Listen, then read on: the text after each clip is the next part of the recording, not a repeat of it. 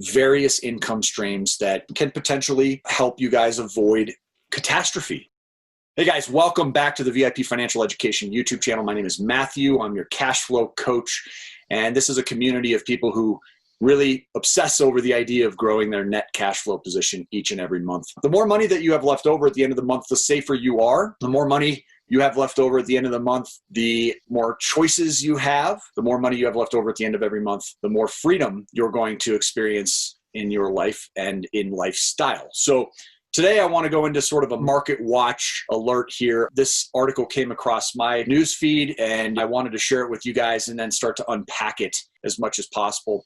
Make sure you leave your comments below. What are your thoughts regarding this article? Where do you currently stand? And of course, drop a like on this if you want me to continue to do these breaking news alerts. So this article came out on NPR. It says nearly 2/3 of U.S. households struck by COVID-19 face financial trouble. Obviously caught my attention. This is written by Blake Farmer on September 28th. It says COVID-19 has caused widespread damage to our economy, so wide that it can be easy to overlook how unevenly households are suffering. But new polling data out this month reveal households that either have had someone with COVID-19 or include someone who has a disability or special needs are much more likely to also be hurting financially. That was the case for a young mother named Elizabeth. Her family is still recovering from its bout with COVID-19. We had to be quarantined for a while and me and my husband didn't get paid for it, says Elizabeth, who didn't want to give her last name because she needs to get back to work and worries about her job prospects. She says she's grateful that in-person school has resumed because she can't afford to sit with her daughter all day working on a laptop. We're just now trying to build our family and this has hit at a really bad time for us, she says. It's been rough, it really has. The poll conducted by NPR, the Robert Wood Johnson Foundation, and the Harvard T.H. Chan School of Public Health surveyed around 3,500 respondents nationwide in July and early August and found that nearly half of American households faced job loss or pay cuts during the pandemic. Certainly concerning. But for households like Elizabeth's that have had a member fall ill with COVID-19, the share that have lost work jumps to nearly 2/3, 64%.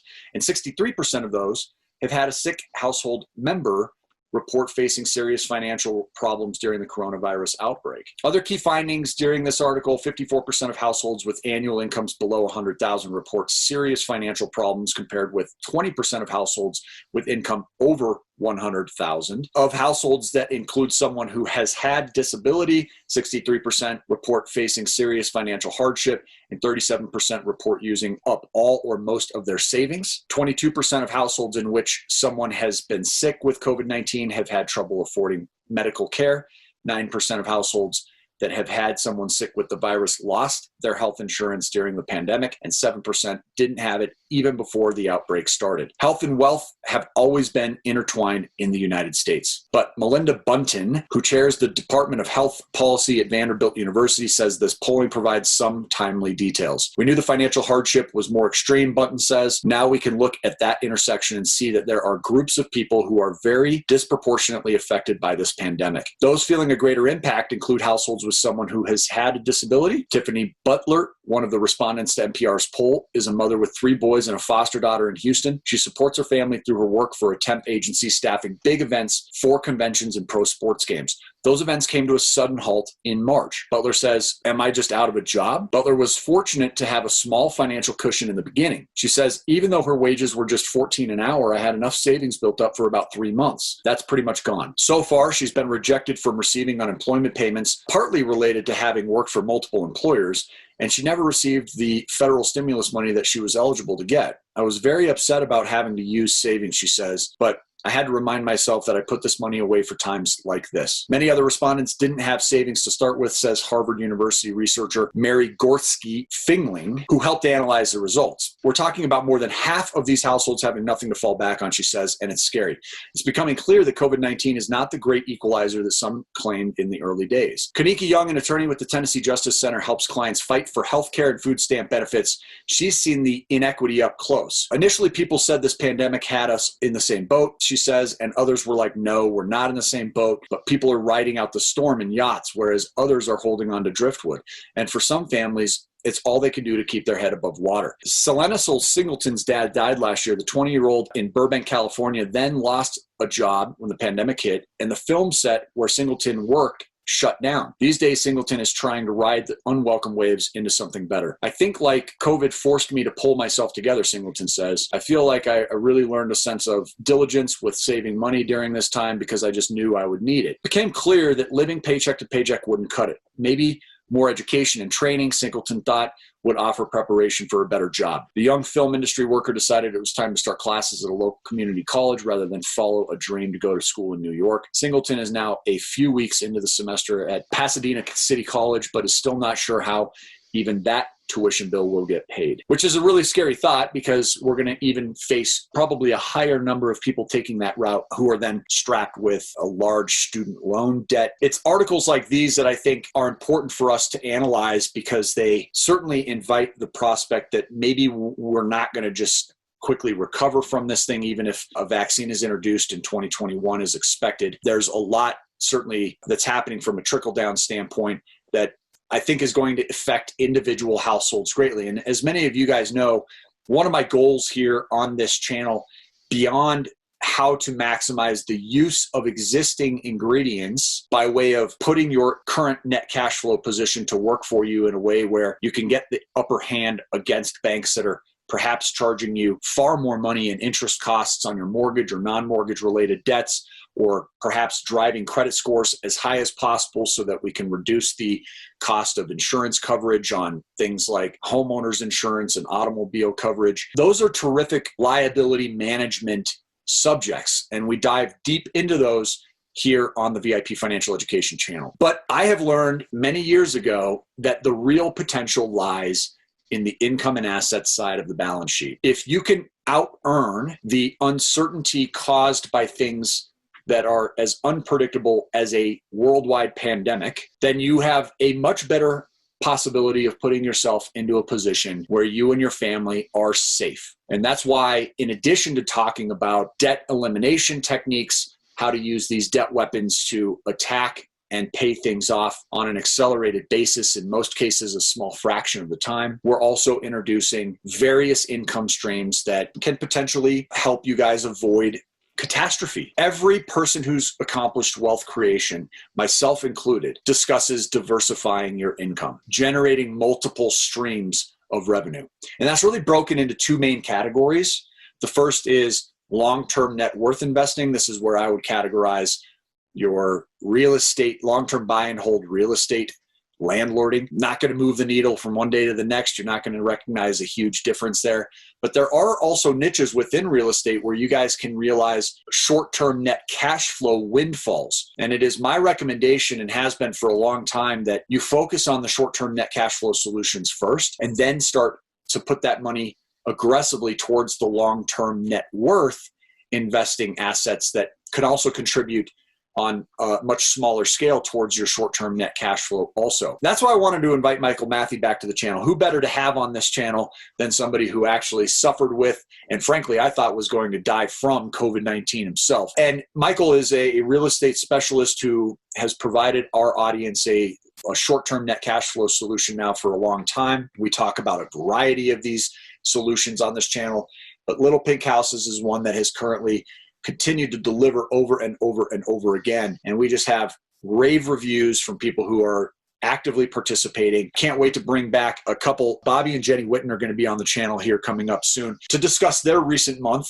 But Michael, welcome back to the channel. What are your thoughts on this article? 2/3 of our country struggling financially at this point, many of whom were probably struggling before COVID hit. But obviously, I think that just exacerbated it so much more for people who ended up, in many cases, exhausting all of their paid time off. First of all, how was the experience for you contracting and getting through, the virus? I mean, when we spoke often, almost every day, checking in on you. It didn't seem real hopeful there for a bit, to be honest. Yeah. Well, first and foremost, I always appreciate you being on the channel. Love your audience, love our kind of dialogue and banter back and forth. So I just want to go on record and always say I appreciate that. This is an interesting topic, and of course, one that really hits home for me, as you know, and a lot of the audience that has seen my or our collaborative videos out there knew that I did get sick. I got it early on. It was back in end of February, early March, and there were still so many kind of question marks out there on what it looked like, kind of recovery time, what the symptoms were, and those seem to continue to grow on a day-to-day basis at this point. But I was in a tough spot. I don't think there's any way to sugarcoat that.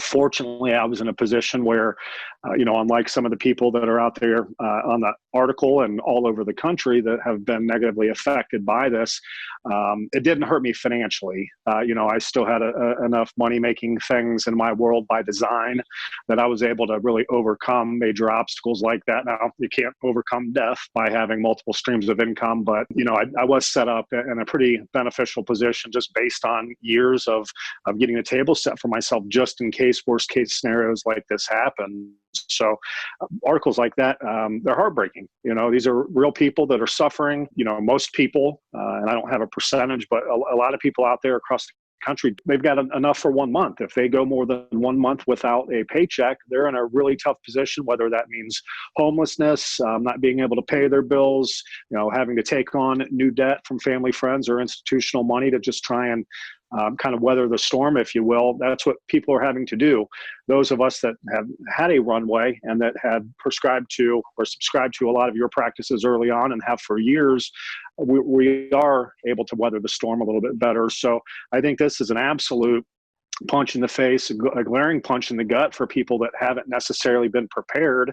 And that's not a knock on them. Most people aren't, but haven't been able to be prepared leading up to this point, whether it's a pandemic, a job loss for any reason, any number of those awful things and curveballs that life can throw you.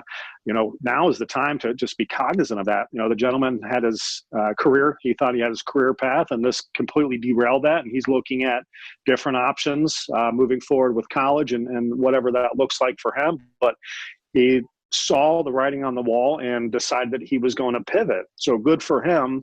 The worst thing you can do in situations like this is not learn from them and not go out and take the necessary steps to protect you and your family in the future. Some industries may never come back. The lady that you mentioned there that worked for a large staffing company. I mean, are we ever going to get to the point, whether it's 2021 or 2023, where, there's those huge events, the concerts, people going to the movies, those mass gatherings, major conventions in Vegas, for example. I mean, they're obviously at a screeching halt, but none of us, again, have that crystal ball to foresee if those industries are ever going to come back. And if they do, what is that scalability going to look like? Is it 25% of what it is right now?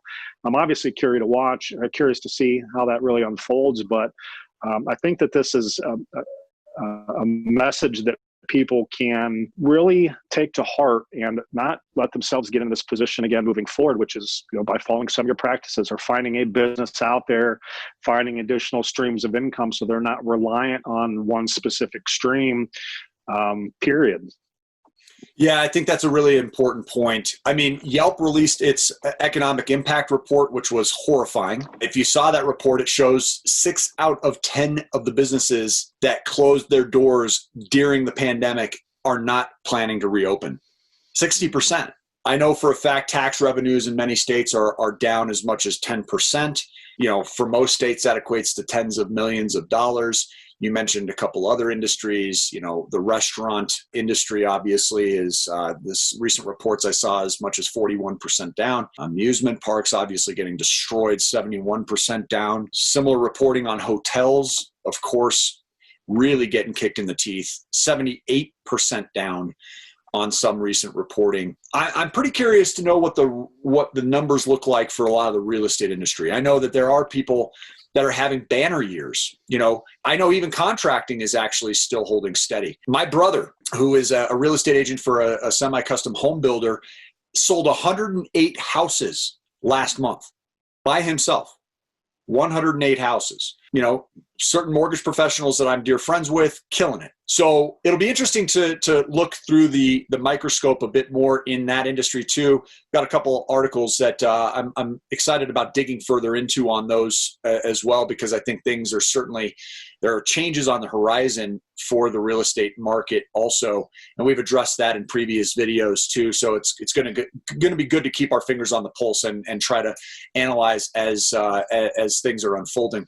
But there is this massive trickle down effect, and I think what your point is that you've got to learn from it. If you're not financially struggling, consider yourself blessed and look around you, because you'll know people who are, and try to identify ways of preventing ever being in that similar position. What was it that caused that person perhaps to be struggling the way that they are right now? My guess is it's due to a lack of diversification. If you have only one or maybe two income streams, and one or both gets harmed, you're going to be in a bit of trouble. 69% of households apparently can't even scratch together $1,000 worth of savings. And it's said that 34% of those have no savings at all. So when you consider these variables, I think preventative maintenance is the key. Obviously, everybody is at a different stage when they come and stumble into this video. And I think depending on where your position is, your solutions will also be to some extent determined.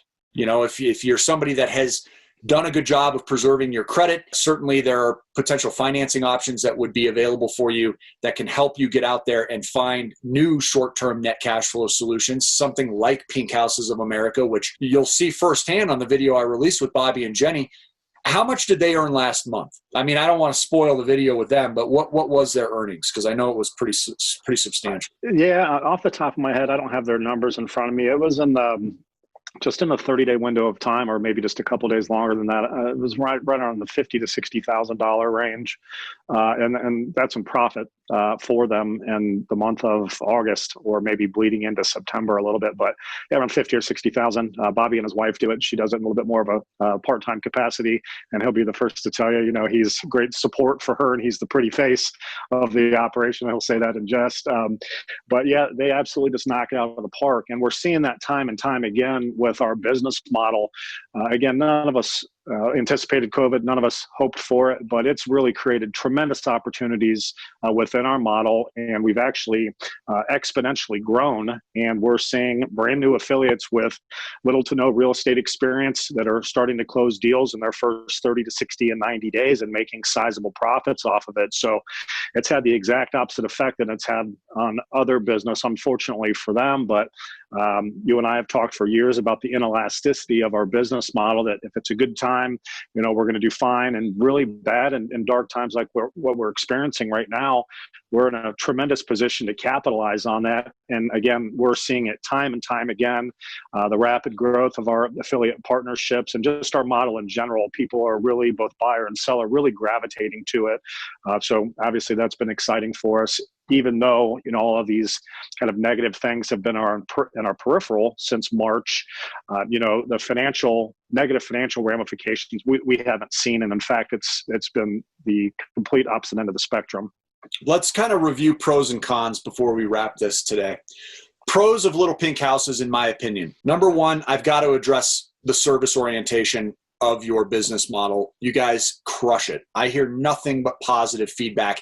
The two isolated instances where people were expressing any level of disappointment went on to really highlight and kind of express how happy they were with the overall family dynamic of the business model and the support that they were receiving. And to my knowledge, both of those circumstances had been turned around. The complaints that were being expressed were resolved, and it was really mostly user error. It really wasn't the business model or Pink Houses that wasn't performing as promised. Number two, the income potential with this is phenomenal.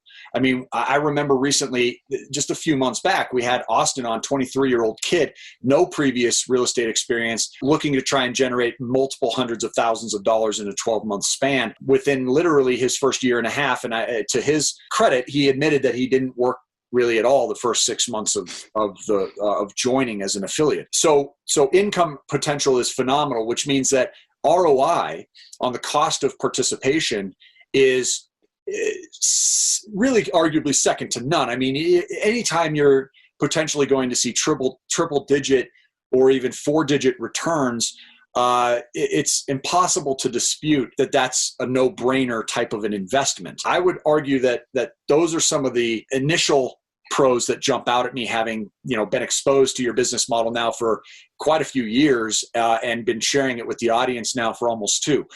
The cons of this, in my opinion, are it takes hard work.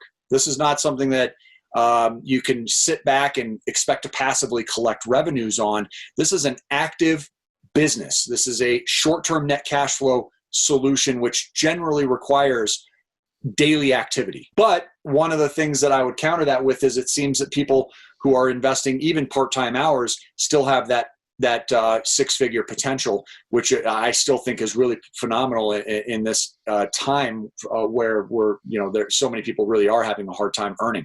Another con is it's not inexpensive to get involved. Whereas some of the business models that we discuss here on this channel might require a small fraction, yours really does cost, in my opinion, what it's worth. It's worth a substantial amount of money, and therefore you pay to play. You're going to pay to get the secrets and the blueprint and the support that's necessary in order to succeed with it, which isn't unlike any other franchise-based model that's out there, which yours really does resemble. Have I missed anything based on this list? I'm just kind of going off the cuff here.